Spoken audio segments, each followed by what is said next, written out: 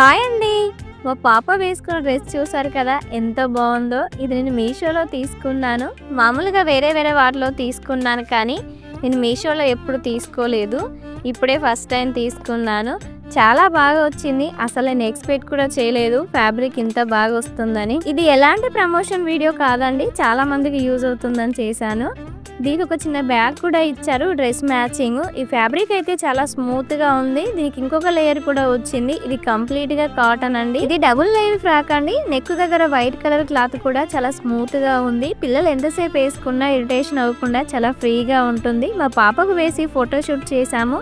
Last వరకు చూడండి, మీకే తెలుస్తుంది.